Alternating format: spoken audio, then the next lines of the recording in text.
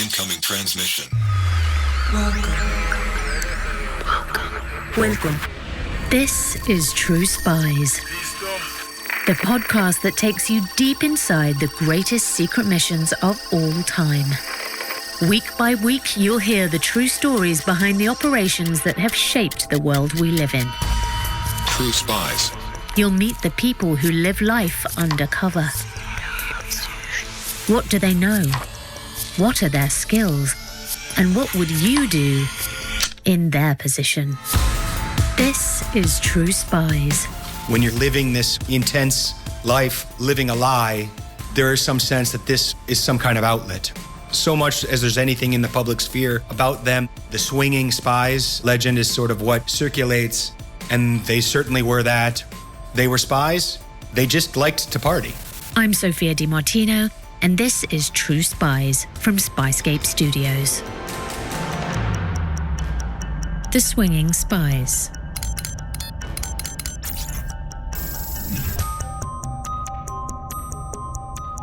The trade happens in winter 1986 in Berlin, the Glenetsky Bridge, often called the Bridge of Spies.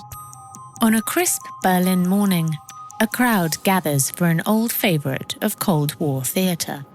It's a snowy, sort of dramatic setting. There's a line in the middle of the bridge that divides East and West Germany, and they shovel the snow off of that line so you can see it when you cross it.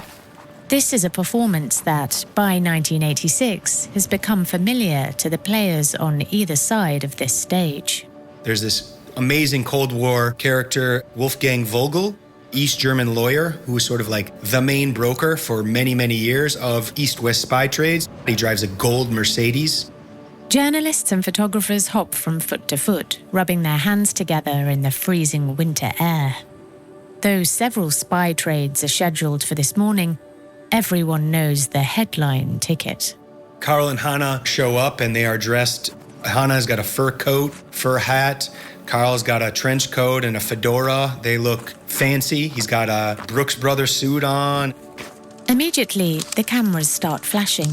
The glamorous couple beams as they make their way across the Bridge of Spies from Berlin to Potsdam.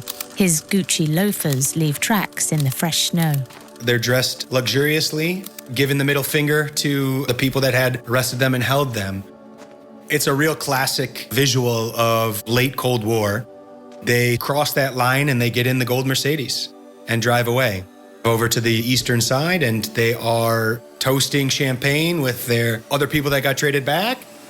For Karel and Karel Koecher, this must feel like more than just a homecoming. It was a whole celebrity sort of event, so the media is there and it's a real big deal. What the swap represents to the two triumphant spies at last returning home is recognition, long overdue, but all the sweeter for it. A comfortable retirement beckons.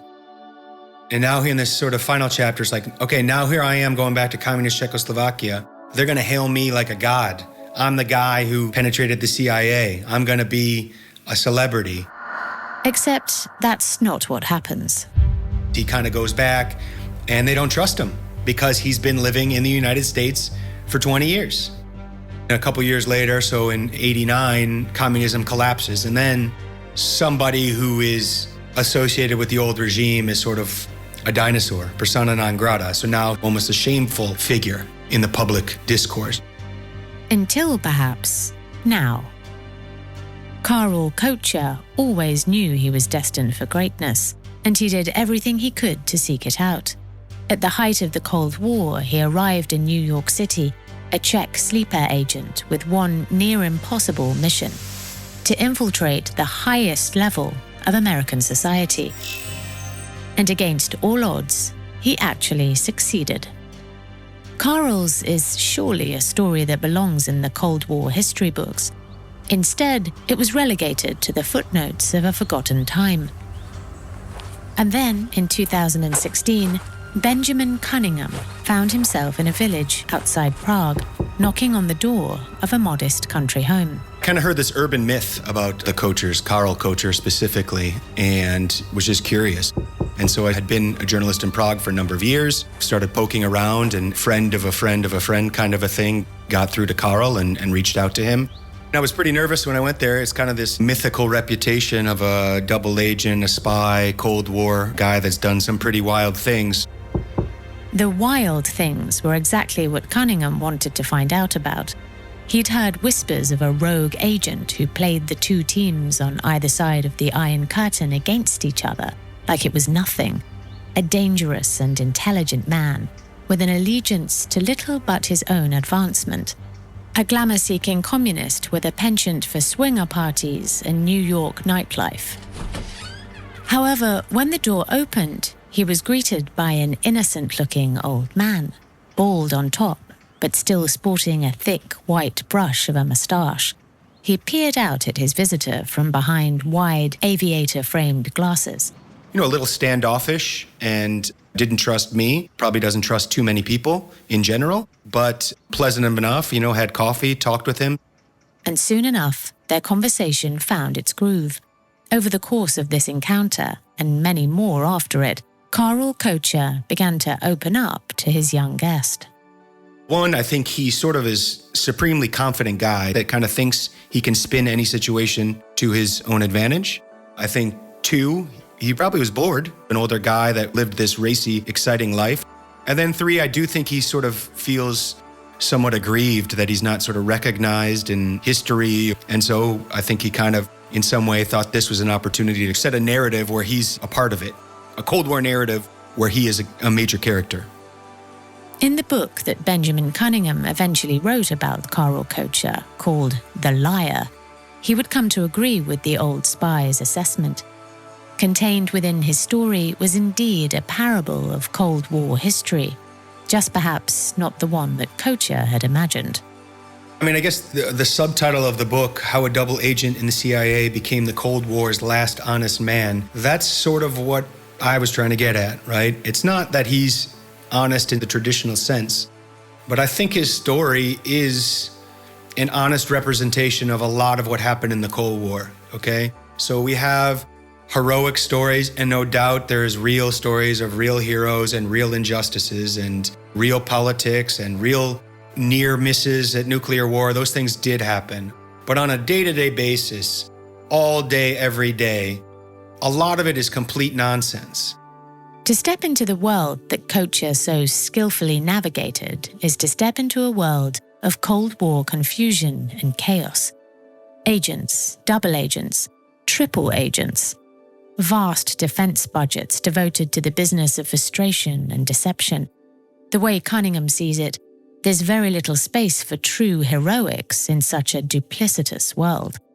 Perhaps if Karel had been born in another place, another time, it would have been different. If Karel had been born in the 1970s in Silicon Valley, California, he was an ambitious, intelligent guy. I would argue he'd be a billionaire. He wasn't born in that situation. Instead, Cocher was born in Czechoslovakia in 1934. Czechoslovakia was a country that was formed in 1918, so the country was less than 20 years old. Tumultuous region. You had the Nazis coming to power in Germany, and Karel's mother, Irena, was Jewish. When Karel was just 4 years old, his family left the rural town in which he'd been born and headed to the more cosmopolitan capital of Prague. There, they felt Irena might be safe from the growing threat of anti-Semitism. The Nazis invade and occupy the Czech part of Czechoslovakia in 1939. And so essentially the short version is she never leaves the apartment for the duration of the war. It's not entirely clear how she avoided more serious repercussions. Her whole family, her extended family, which was in Slovakia, perished in the Holocaust. She did not. Perhaps his mother's miraculous survival created in Karel some sense of exceptionalism. What's clear is that from early on, he saw himself as different. So Karel, as a young guy, essentially learned English on his own. This already puts him on a weird track in that time and place. He's intelligent, he's ambitious, he's anti-authoritarian. At a time when submissiveness was the expectation, Karel started to rebel. The communists take over Czechoslovakia in 1948. And in the 50s, as he's a young boy in school, teenager and things like this is sort of when communist repression is a Stalinist period. Being anti-establishment in 1950s Czechoslovakia was a dangerous game. He and a bunch of classmates organize a group where they're trying to acquire weapons, believing they're going to overthrow the communist regime, and actually do acquire rifles. Some of them go to the U.S. Embassy and try and talk to someone there to try and get support from the U.S. Embassy.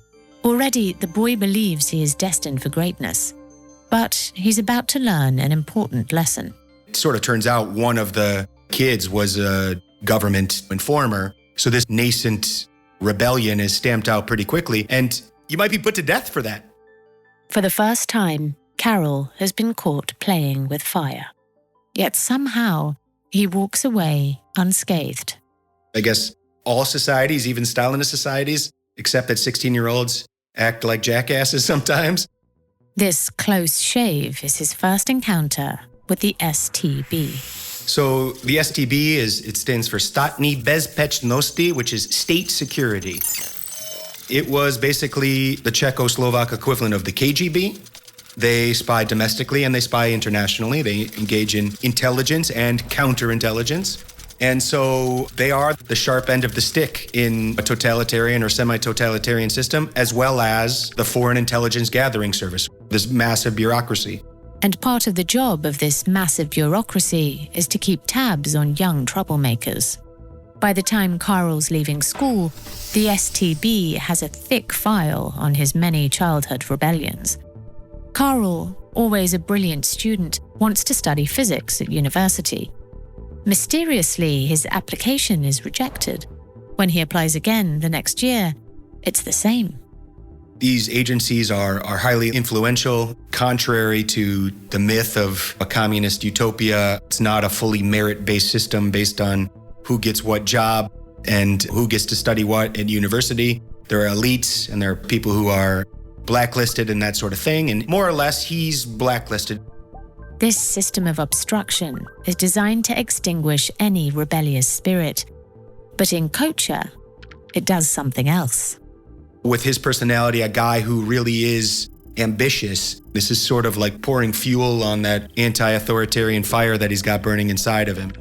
He refuses to accept a diminished existence.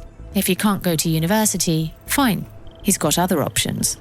Karel is a young guy who speaks English, and he's actually a tour guide for foreigners that come to Prague. It's in his work as a young tour guide to visitors from beyond the Iron Curtain that Karel Koecher gets his first glimpse of life in the West. He meets interesting people. One of them is an American academic called George Klein.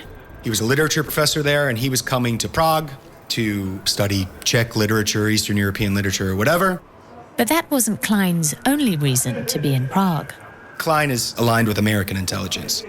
The visiting professor is impressed with his young Czech tour guide, who is able to show him Franz Kafka's grave and discuss literature in fluent English.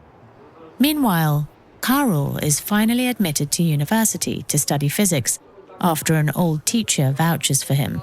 When he graduates, inspired by his time with Klein, he decides he wants to see the world. But he finds his path obstructed once again.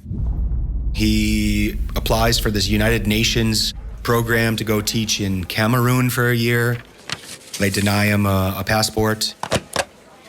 Cocher begins to understand that leaving the country is not an option for young rebels like him. He applies for a job at the national radio station and somehow makes it through the interview process with no red flag being raised. He's actually a comedy writer there. That's a state organization. But just as his life appears to be getting on track, there's an incident where he is out on a date with a girl, and he's kissing the girl, and some undercover STB agent comes over to him and starts harassing him for being a kid kissing a girl in the street. And Karel snaps and yells at this guy. This guy arrests him. He goes to court. A local Communist Party official digs up his record from the past, takes it over to Czechoslovak radio. He gets kind of ousted from that position. Faced with one more setback, Karel decides to change tack. In a belated demonstration of lip service loyalty, he applies for membership to the Communist Party. But his application is turned down. He's just too tainted by his rebellious past. There remains one route left open to him. He's got his friend Jan Liška, who works for the STB. And Karel sort of comes to this conclusion, if you can't beat them, join them, right? I'm not going to achieve anything with these people on my back. Cocher weighed up what was more important to him, his anti-authoritarian ideology or his advancement. He chose the latter. With his friend, Cocher cooked up a plan. He basically goes and starts meeting his friend Liška at the cafeteria where the STB guys eat lunch. So you go there at lunchtime, have a couple beers, and then people start to think, hey, this guy's not half bad. And he speaks German, and he speaks French, and he speaks English, and he speaks Russian, right? Somehow, all of those liquid lunches pay off. Karel is given some basic tradecraft training, and then he's in, a paid-up agent of the STB. And shortly afterwards, he meets someone who will change his life forever. Her name is Hannah. She's this beautiful young woman. She's younger than him. She's 19. He's approaching 30 at this point. Sort of this older guy, kind of a suave character. She's a young woman, and he's giving her all this attention. He's kind of sophisticated. She's not that sophisticated. So it's this genuine sort of love story, and she's young. And young people are willing to do stuff. You know, they're willing to take risks. Karel intends to put Hannah's appetite for adventure to good use. He has begun signaling to his seniors in the STB that he's ready for a bigger assignment than the bread-and-butter neighborhood watch of a domestic spy agency. He marries Hannah and shortly after gets the call he's been waiting for. Someone comes to him and asks him to pose as a dissident refugee and move to the United States and to try to penetrate the U.S. government. Which sounds preposterous, of course, and just a little short on detail. The plan is, let's get you to the United States and then just, penetrate the White House, penetrate the CIA, do something, right? In the assignment, Cunningham detects a revealing slice of warped STB logic. I would say it was not a data-driven decision, right? It's sort of a crapshoot. It's sort of, what the hell, maybe something will come out of this.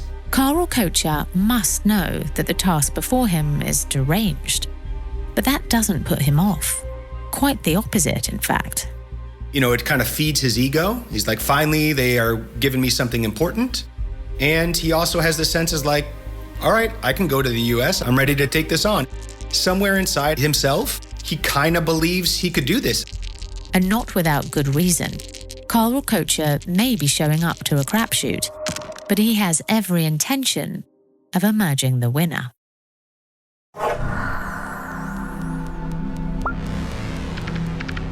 After accepting his assignment to infiltrate the upper echelons of American society, Karel and Hannah Cocher receive a crash course in sleeper agent tradecraft. They go through brush passes, right? This is how you literally, if you're being followed on the street and you're actually handing off microfilm or documents to somebody else that's passing by you, how you do that and conceal it, how you detect if you're being followed on the street. Karel goes through training to beat a lie detector test. Those skills will play a vital role in protecting the Cochers in their new life. The risks they face are profound. They are moving to a country, working for a foreign intelligence agency, and lying about that. They are illegal plants, sleeper agent illegals. If you get arrested, in that case, you can be executed, you can go to prison. But if pulled off convincingly, this kind of mission will be far more effective than any diplomatic posting. And Karel does have a convincing story behind him. In 1965, he writes a letter to his old friend, the influential American academic and probable spy, George Klein. He tells Klein that he's sick of being held down by the oppressive regime of communist Czechoslovakia. That the story is essentially true makes it all the easier to sell. It's unclear what strings Klein pulls at home and in which capacity he pulls them, but things begin to move very quickly for the Cochers. Within a couple days, they're able to get exit visas from the U.S. Embassy in Vienna. This is highly unusual. On December 5th, 1965, the young couple board a charter flight organized by the American Fund for Czechoslovak Refugees. When they arrive in New York City, at the height of the happening 60s, They must experience the most profound culture shock imaginable. But they waste no time getting settled in. Once again, their friend George Klein opens doors for them. Karel lands a scholarship at Columbia University, where Klein teaches. Hannah also finds work easily. So she sort of gets in at a low-level job to start, working in New York City diamond dealing in shops. New York's Diamond District was just about as far from communist Czechoslovakia as a young woman could find herself. And she's young, she's pretty, and she's a pretty good salesperson. You go in, you're going to buy your wife a diamond ring or an engagement ring or whatever, and there's a pretty young girl there that's going to sell you a diamond. Maybe she's going to get you to spend a couple extra dollars on that diamond by batting her eyelashes at you or whatever. Hannah had been an exemplary student of communist indoctrination. But now, as she immersed herself in one of the most glamorous cities in the world, she began to see a different way of living. And Karel, too, was happy to finally be in a context where his talents are recognized. He's advancing through elite academia, and people are recognizing that he's an intelligent guy. But he's also painfully aware that in America, prestige alone doesn't keep the lights on. He wants recognition and praise and status, but he also wants the material goods that should go with that. Maybe he had that in him all along. Maybe it's the taste of the American dream that he kind of gets, that he craves more. Karel is surrounded by wealth at Columbia. Some of his fellow students come from vast fortunes. Sure, he wants to be renowned for his academia, but he also wants to live comfortably, like they do. Part of the job of a sleeper agent is to convincingly integrate into a new context. On this front, the Cochers were proving extremely adept, happily devoting themselves to the never-enough quest of capitalist growth. But something else is happening. Now that Karel is actually inside the United States, he seems to be getting cold feet when it comes to fulfilling his duties as a spy. He is starting to consider, what are they going to do to me? How about I just become a professor at Columbia and say, to hell with the STB? Then, just 2 years after Karel's arrival to the US, our story takes another turn, when dramatic events begin to unfold back home. For a brief moment, Czechoslovakia entertains the prospect of liberalization and ideologically unchaining itself from the monolith of the Soviet Union. The events are described on the news broadcasts that reach the Cocher's New York apartment as the Prague Spring. But then Warsaw Pact forces, led by the Soviet Union, invade the country and brutally stamp out this revolutionary moment. I think it is fair to say the Prague Spring is a psychological pivot in Karel's mind. He knows that he's working for the STB, but the STB is an underling of the KGB. And then the Soviet Union invades Czechoslovakia, and that's a shock, right? That's sort of like, well, who am I helping here? I thought they were on my team. I thought I was on their team. In the chaos following the Prague Spring, Karel's superiors at the STB are all purged and replaced with KGB loyalists, and they begin to take more of an interest in their sleeper agent in New York. He's questioning his loyalty to the regime. He's not entirely satisfied with his own professional trajectory in the American context. He wants to be wealthy. He has ambition. Sort of the honeymoon period of being in the States is over on its own. Finally, the STB send word via a coded message that they'd like Karel to meet with his handler. At a Manhattan diner, Cocher is given a dressing down. He needs to get his act together, start delivering actual intelligence of import, or risk being cut off completely. His response? He essentially just explodes, blows up at him, starts threatening him. How dare you ask more of me, Cocher demands. He insists their mission of infiltrating high American society will be impossible without more money. In Cocher's pale eyes, the STB handler sees white-hot fury. The meeting ends with the guy actually sort of takes evasive measures. This is in the file. His supervisor takes evasive measures to go back to his apartment after that because he's afraid Karel is going to be waiting in the dark to attack him in New York City. The handler makes a note in Cocher's file. He is dangerously volatile, unpredictable, more committed to his own financial gain than the communist mission. But despite appearances, Karel is making progress in his outlandish assignment. At Columbia, he has met an influential academic called Zbigniew Brzezinski. At this time, Brzezinski is a professor at Columbia. Karel's studying for a philosophy PhD, but Brzezinski is running an internal think tank at Columbia about Russian studies, sort of Cold War strategy and things like that. Karel starts hanging out with those guys, attending seminars, giving lectures and things like that. In this network of people that are either angling to be or actually are the sort of American foreign policy elite. Not a bad contact for an STB spy to nurture. That's the kind of place that the CIA is looking for candidates. Karel, more or less, fills out an application to begin the process of getting the job. Of course, the CIA won't let just anyone in, particularly a Czechoslovak refugee during the Cold War. There's obviously multiple steps, interviews and whatnot. He eventually does have to pass a polygraph test to be approved, to get the security clearance he needs, to get the job he needs. But the STB have trained Karel for that. He passes the polygraph with flying colors and begins his work at the CIA. The CIA has wiretaps, phone taps, bugs in rooms at Soviet embassies in Latin America, ambassadors' residences in Latin America, things like this. They're recording conversations on phones and in these rooms. Those people are speaking in Russian. Karel speaks Russian and other useful languages. His job is to listen to these recordings. After a couple of months on the job, Karel informs the STB of his new position at the CIA. Might this be of any use, do you think? He starts feeding morsels back to the STB about, hey, maybe the CIA is targeting this guy for recruitment at the embassy in Caracas or whatever. The STB, in turn, feed Cocher's intelligence up the chain of command to the KGB. And the KGB then sort of takes notice. This is unusual. In fact, he's the first, and as far as we know, the only one, a foreign illegal sleeper agent that's able to actually obtain a job inside the CIA, and people in Moscow are impressed. Finally, Karel senses he's beginning to get the recognition he deserves. With his newfound success as a double agent, Cocher seems to forget his misgivings about working for the KGB.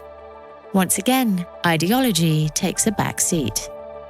He actually writes this letter to Yuri Andropov, who's the head of the KGB. He later becomes, in the early 80s, one of the last leaders of the Soviet Union. But he writes to Yuri Andropov, sort of going over his supervisor's head, telling Yuri Andropov that these guys are all idiots. You got to recognize what you have here. I'm in a social circle now with the elite of the elite. I need money. I need cool clothes. Otherwise, I'm not going to be able to keep going. And Yuri Andropov just says, what the hell? I agree. And he sends them $20,000. Like I said, if Karel Koecher was going to take part in a crapshoot, he was going to play to win. And Karel then takes that money and uses it as a down payment on an apartment on the Upper East Side of Manhattan on 89th Street. So it's like 2 blocks from Central Park. It's the Park Regis building, beautiful building. Robert Redford parks his Jaguar in the parking garage of the building. On the mortgage, though, of the apartment, the down payment is financed by the KGB, and the guarantor of the loan, his employer, is the CIA. The Coachers signed the contract on their new Upper East Side home in January of 1976. It marks a high point in their career as spies. It also marks the peak of their assimilation into the excesses of America. Hannah has climbed the ranks of the New York diamond business and is making a healthy paycheck of her own. Karel is under the lucrative employ of not one, but 2 security agencies. Celebration is in order. Karel and Hannah get involved in swinging, spouse-swapping parties. They are really in a sort of an elite neighborhood with elite friends. Hannah's in the diamond district scene, and so they do. They get into parties, drugs. It's the late 70s. There's cocaine sort of floating around, and fully embrace this sort of, almost the classical caricature of late 70s New York kind of nightlife. But at the very same time, the Cochers were flying dangerously close to the sun. In Soviet Russia, this bold spy who'd infiltrated the CIA had caught the attention of a powerful figure in the KGB. So Oleg Kalugin is the KGB head of foreign counterintelligence. So his job is to uncover people who are betraying the Soviet Union outside of the Soviet Union. So he's looking for double agents.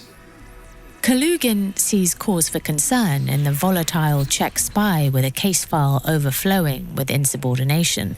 And so Karel and Hanna are on vacation in 1976, August and September of 1976. And they're called back to Czechoslovakia and they're put up in this villa in this small village outside of Prague. Štržkoli it's called, and it's a famous STB safe house. There, Oleg Kalugin personally interviews Karel Koecher. And he's more or less put through the ringer. Interrogation, days of interrogation, and things like that. This is an unusual level of attention for someone so senior in the KGB to pay a lowly foot soldier of the STB. But Cunningham believes he knows why Kalugin was prepared to go the extra mile. Oleg Kalugin was an informant for the CIA. And the story that I posit is that Oleg Kalugin is afraid that Karel, because he is inside the CIA, is going to find out that Oleg Kalugin is collaborating with the CIA. And so Oleg Kalugin decides he needs to get rid of Karel before Karel exposes Oleg Kalugin. Which is exactly what Kalugin attempts to do. The meetings end with Oleg Kalugin alleging that Karel is a traitor, that he's ostensibly gone over to the American side. And he recommends to the STB that they sever cooperation with Karel.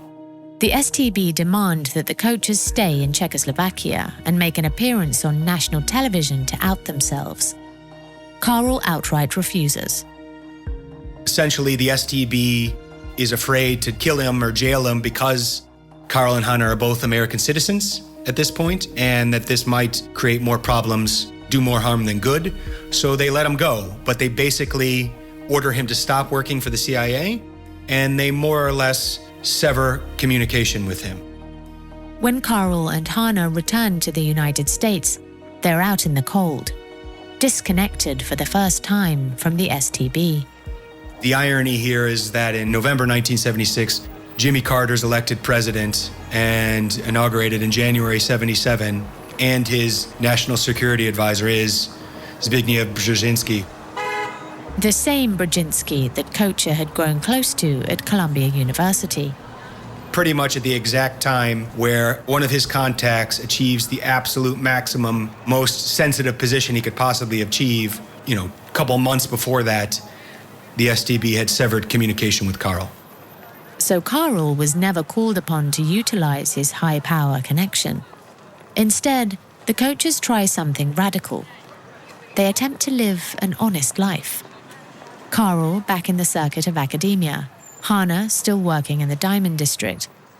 For the first time, the Cochers are exactly what they say they are, and nothing more, just another bourgeois New York couple. Meanwhile, behind the Iron Curtain, in the ever-shifting playing field of Soviet loyalties, Oleg Kalugin is slipping out of favor. There are whispers that the influential spy hunter is himself compromised. As a result, his denouncement of Karel Koecher is suddenly seen in a new light. In 1981, the STB make contact with the Cochers after 5 years of silence. He's approached by this guy, Jan Fila, who's a STB agent who operates out of the United Nations. And Jan Fila comes to him and sort of asks him to sort of get back involved, to reactivate. By this point, Karel has had time to acquaint himself with the realities of ordinary life, the petty career frustrations, the marital troubles, the never-satisfied itch of desire. He wants more. He has always wanted more. Karel can't help himself, right? It's this thing of like the one last bank robbery, the one last job, whatever from every movie you've ever seen, gonna come out of retirement for one last go at it, and that's the one that gets you. Karel had always believed the rules did not apply to him, but this one did. So Jan Fila seems to have been working for the CIA. Jan Fila, I think in 1987 or so, disappears off the face of the earth, leaves his wife and his children behind in Czechoslovakia. Strong circumstantial evidence, just disappeared in like a witness protection program in the US. So strong indication that Jan Fila was, when he re-recruits Karel, that he is doing it on behalf of the CIA. Shortly after Karel begins his second stint as an STB agent, things begin to feel off. And they sort of start to notice strange things, they suspect their phone is bugged. There's a guy in an apartment across the street with binoculars. Karel's training tells him that danger is nearby, but he hasn't been arrested yet, which means there's still a narrow path to escape. As the walls are closing in on him, Karel decides that they should get the hell out of here. They decide they're going to move to Austria. The Cochers make plans to sell their apartment and settle their affairs. But at the same time, the FBI and the CIA are quietly collaborating on a case against the Cochers. The Bureau wants to see the couple arrested, charged, and made an example of. The agency is more interested in damage limitation. How much did Cocher give up?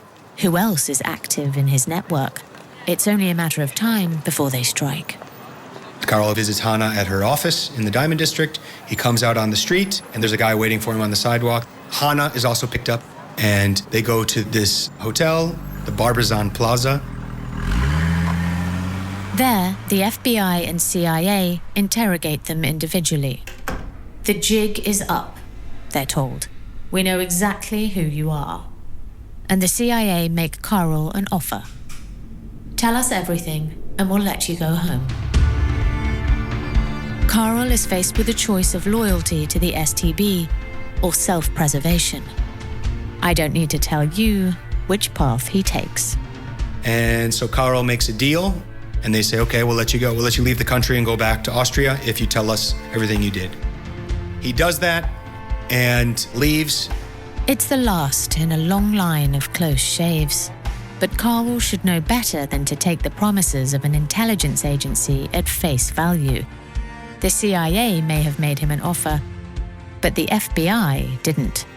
On the night that they're going to leave the country, Karel is arrested, and the FBI and then the Justice Department, the prosecution, attempt to use his confession as evidence to convict him of crimes, espionage. Hanna, who had stayed tight-lipped in her interrogation, remains free, while her husband is taken to jail. He's kept in the Metropolitan Correctional Center. It's a big prison in Manhattan, kind of a high-rise building, but looks like a fortress. It's where people charged with federal crimes are kept in New York City awaiting trial. So there's a bunch of gangsters, like mafia leadership in there. So it's a hardcore prison for people that committed hardcore crimes in New York City. Outside the jail, the prosecution's case against Karel encounters hurdles. The only evidence they have is his confession. It's unclear if that will hold in court. Meanwhile, the spy is left to rot. There is an actual incident that occurs where someone tries to stab him, kind of a psycho that gets transferred in and tries to stab him. In Karel's estimation, that guy was a plant trying to assassinate him. Karel knows he will not survive much longer in this place. He desperately considers his options. He comes up with an idea to write a letter. He writes a letter and he gives it to his lawyer, and he tells his lawyer to take the letter to Prague. And the idea is that he wants the Soviets to offer to trade Karel for Natan Sharansky. Natan Sharansky was a prominent Soviet dissident who had been imprisoned behind the Iron Curtain since the late 1970s. Ronald Reagan had spoken of making it a priority to free this guy, to get this guy out of the Soviet Union. And Karel did have the idea to propose this trade and to write a letter and set the wheels in motion to make this trade happen. And what do you know? The STB and the KGB took the bait. They offered up Sharansky in return for their stranded sleeper agent. Staring down the prospect of an unwinnable trial against Cocher and seeing a Cold War PR opportunity in Sharansky's release, President Ronald Reagan authorized the trade. After more than a year held in the MCC, Karel Koecher, alongside his wife Hannah, was sent to West Berlin in the early part of 1986. And just like that, we're back where we began, with a glamorous couple crossing the Bridge of Spies to freedom, adorned in the expensive costumes of their Upper East Side posting. This would end up becoming the last major swap of the Cold War. Not that anyone knew it at the time. When the Berlin Wall fell just a couple of years later, it came as an enormous surprise to the security agencies on both sides of the border. In that irony, Cunningham sees a fundamental truth about the Cold War as a whole. It's the key to understanding the Coacher's story. By the time you get to the late Cold War, the tangled mess of stuff that was going on is so mystifying that we are incapable of even grasping the original purpose of what we're doing. Karel Koecher believed he was destined for greatness, but ultimately, Cunningham sees him as just another bit player, caught up in the complex web of espionage and counter-espionage as the entire Cold War circled the drain. He should consider himself lucky to have escaped with his life. Anything beyond that is a bonus. They live on a quiet street in a quiet town, in a house near the forest. So their lives now is not a tortured existence. But whether that existence is enough for the Cold War's last honest man, that's another matter entirely. I think, for a guy who internally thought himself potentially, a leader, a historical figure, somebody that was gonna achieve great things, still sort of seething on the inside that never happened and probably isn't gonna happen. I'm Sophia Di Martino. Next time on True Spies, an elite military intelligence unit comes up against a worthy foe.